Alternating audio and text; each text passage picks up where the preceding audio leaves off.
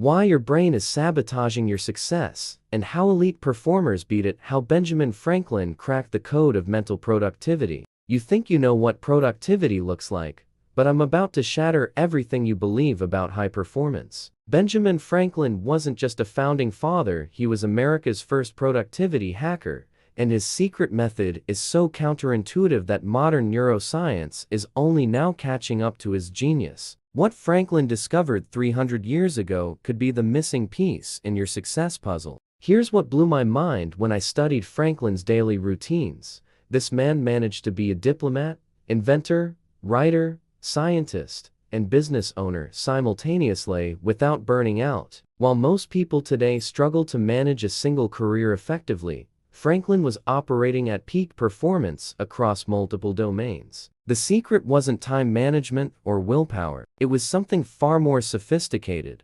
He had reverse engineered his brain's reward system. Franklin's famous daily schedule wasn't just organization, it was neurological programming. He deliberately structured his days to create what neuroscientists now call dopamine stacking. Every small win throughout his day triggered a neurochemical reward that fueled the next activity. His morning question, "What good shall I do this day?" wasn't motivational fluff, it was priming his brain's goal-seeking mechanism. His evening reflection, "What good have I done today?" created a feedback loop that reinforced productive behaviors. But here's the part that separates Franklin from every productivity guru you've ever heard. He understood that the brain craves novelty, not routine. While others preached rigid schedules, Franklin built controlled variety into his system. He would spend mornings on business, afternoons on science experiments, and evenings on writing or social activities. This wasn't random, he was deliberately switching between different types of cognitive demands to keep his brain engaged and prevent mental fatigue.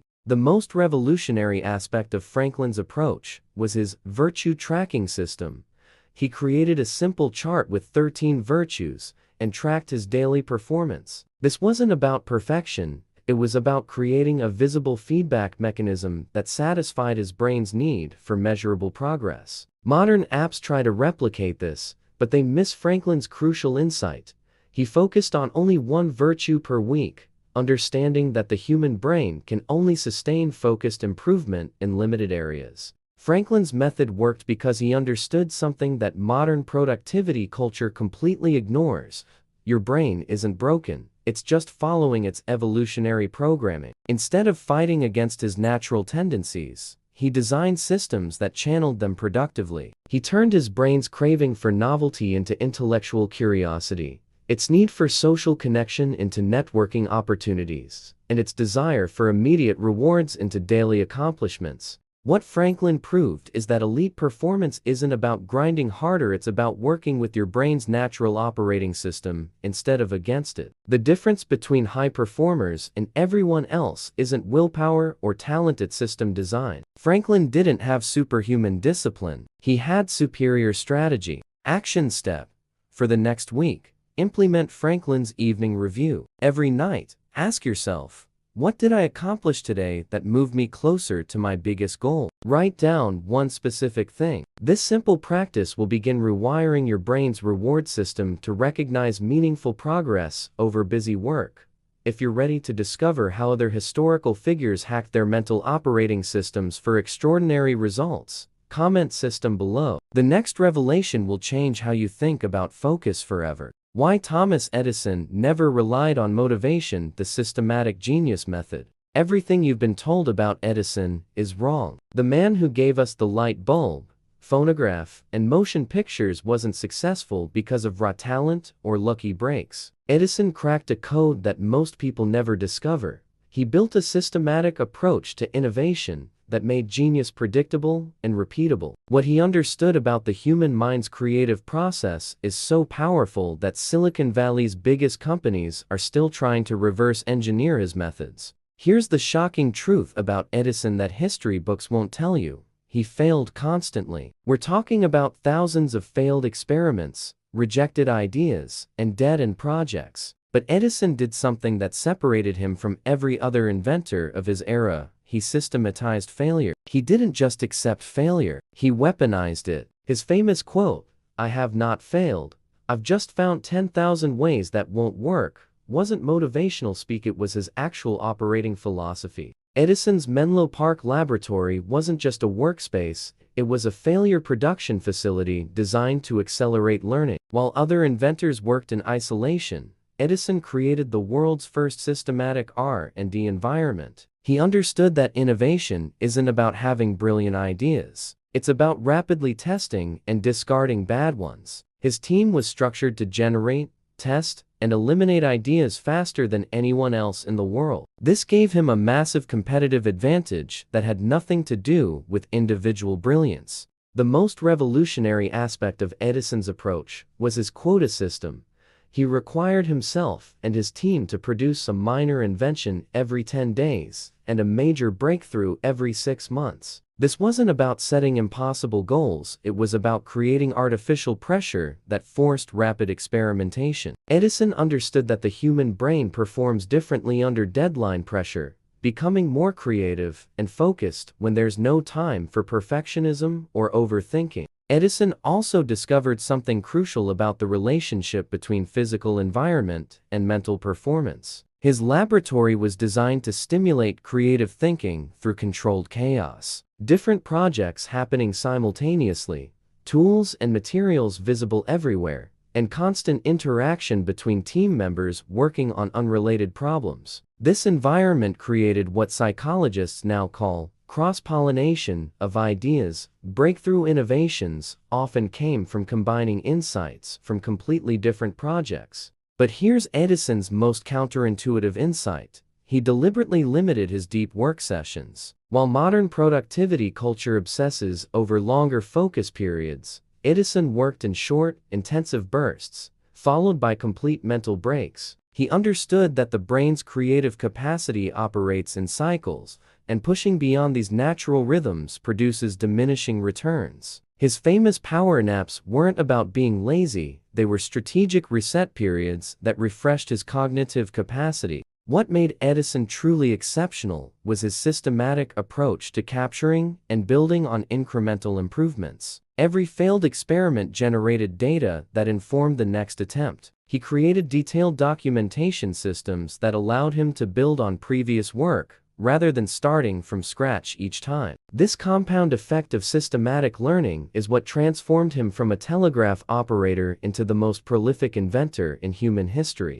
Action step: choose one area where you want to improve and implement Edison's quota system. Set a specific, small daily target that forces you to produce something rather than just consume or plan. The goal isn't perfection, it's systematic experimentation that generates rapid learning cycles. If Edison's systematic approach to breakthrough thinking resonates with you, comment "breakthrough" below. Next, we'll explore how another American icon used systematic stress to achieve impossible goals.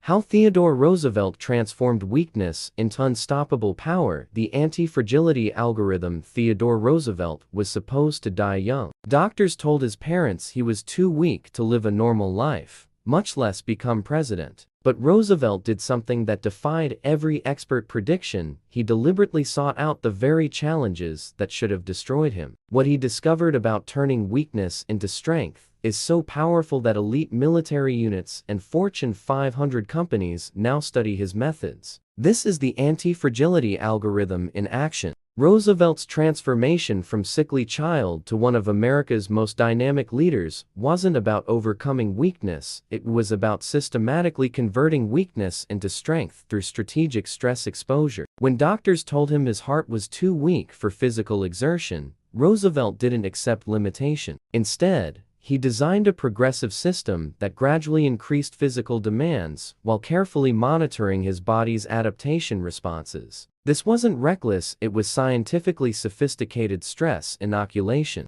The genius of Roosevelt's approach was understanding that the human system doesn't just adapt to stress, it overcompensates. When you expose yourself to manageable challenges that push beyond your comfort zone, your body and mind don't just return to baseline, they build additional capacity as insurance against future stress. Roosevelt systematically applied this principle across every area of his life: physical fitness, intellectual challenges, leadership responsibilities, and even emotional resilience. Roosevelt's strenuous life philosophy wasn't about being tough, it was about being antifragile. While most people try to avoid difficulty, Roosevelt actively sought controlled exposure to progressively greater challenges. His time as a Dakota rancher, his charge up San Juan Hill, his exploration of uncharted Amazon territories, these weren't random adventures. They were calculated investments in building adaptive capacity that would serve him in unexpected future situations. But here's what separates Roosevelt from modern, extreme challenge culture. He combined systematic stress exposure with systematic recovery. Roosevelt understood that growth happens during recovery periods, not during stress exposure itself. His daily reading habits, his writing routines, his family time, these weren't leisure activities. They were essential components of his strength-building system. He knew that without adequate recovery, stress becomes destructive rather than adaptive. Roosevelt also pioneered what we now recognize as identity-based habit formation. Instead of trying to change behaviors through willpower, he consciously reconstructed his identity from weak child to vigorous leader. Every challenge he overcame reinforced this new identity, creating a compound effect where each success made the next challenge more believable and achievable. This psychological transformation was perhaps more important than any physical changes. The most powerful aspect of Roosevelt's system was his approach to failure and setbacks. When his first wife died, when political campaigns failed, when expeditions went wrong, Roosevelt didn't interpret these as evidence of weakness. Instead, he viewed them as data points that refined his understanding of effective challenge, selection, and preparation. He turned every setback into intelligence that improved his systematic approach to growth. Roosevelt proved that human potential is far more malleable than most people believe. The difference between those who break under pressure and those who become stronger isn't natural resilience, it's systematic preparation. Roosevelt didn't have superior genetics. He had superior methodology for converting stress into strength. Action step: identify one area where you feel weak or inadequate. Design a progressive challenge system that gradually increases difficulty while ensuring adequate recovery time. Start with challenges that are uncomfortable but manageable, and systematically increase intensity as you adapt. Roosevelt's approach works because it respects both human potential and human limitations. If Roosevelt's anti-fragility algorithm sparks something in you, comment "stronger" below. Our final exploration will reveal how one American business genius created systems that generated wealth while he slept. Why Andrew Carnegie built systems that worked without him, the exponential leverage formula. Andrew Carnegie arrived in America as a poor immigrant and died as the richest man in the world. But here's what business schools won't teach you about Carnegie's success. It had almost nothing to do with working harder than his competitors. While others were grinding 16-hour days trying to manage every detail personally, Carnegie discovered the exponential leverage formula, a systematic approach to building operations that generated results without his constant involvement. This is the difference between trading time for money and building true wealth. Carnegie's breakthrough insight came from observing the inefficiencies in traditional business management. Most entrepreneurs become prisoners of their own success, working harder as their businesses grow larger. Carnegie realized this was a fundamental design flaw, not an inevitable reality. He systematically studied how to create self-managing systems that could operate and improve without his micromanagement. This freed him to focus on high-leverage activities that actually moved the needle. The foundation of Carnegie's system was what he called systematic delegation of intelligence. Instead of just delegating tasks, Carnegie delegated decision-making authority by creating clear frameworks that empowered others to make smart choices in his absence. He understood that human intelligence is scalable if you can systematize the decision-making process itself. His managers weren't just following orders, they were applying Carnegie's strategic thinking framework to new situations. Carnegie's most revolutionary innovation was his approach to incentive alignment. While most business owners used basic payment structures that created employee-employer tension, Carnegie designed profit-sharing systems that made his team's success dependent on the company's success. This wasn't generosity, it was strategic psychology. When people's personal interests align with organizational goals, they solve problems and identify opportunities without supervision. But here's where Carnegie's genius really showed. He built systematic feedback loops that improved performance without his involvement. His steel mills collected detailed production data, his managers reported key metrics regularly, and problems were identified and solved at the lowest possible organizational level. Carnegie created systems that got smarter over time,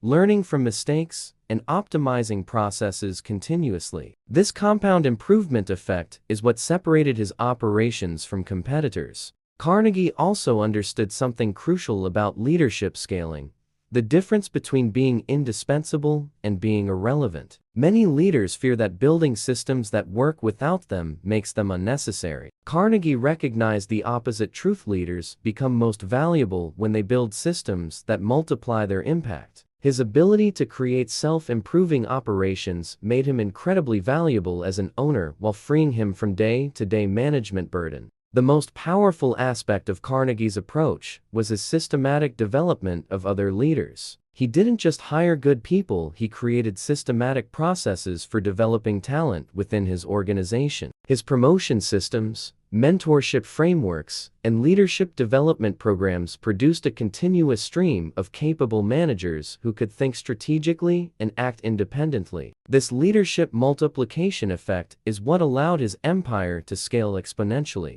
Carnegie's legacy proves that true wealth isn't created by working harder, it's created by designing systems that work harder than any individual could. The exponential leverage formula requires upfront investment in system design and leadership development, but it produces compound returns that make the initial effort insignificant. Carnegie didn't just build a business, he built a wealth-generating machine that operated according to systematic principles rather than personal effort. Action step: identify the one task you spend the most time on that could be systematized or delegated. Create a simple framework that would allow someone else to handle this responsibility at 80% of your quality level. The goal isn't perfection, it's liberation of your time for higher leverage activities. Carnegie's approach works because it multiplies human capability rather than just individual effort. Our journey through these systematic approaches to elite performance reveals a crucial truth: